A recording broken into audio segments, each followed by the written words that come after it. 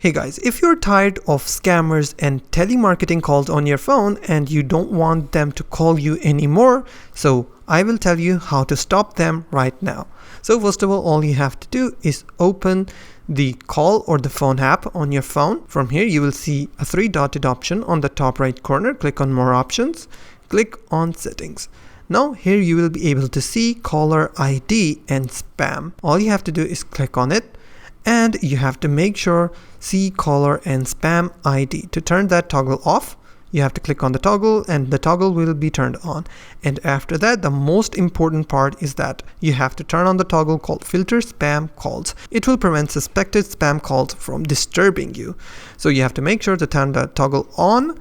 Once both of the toggles are on, you will be safe from scammers and telemarketing calls.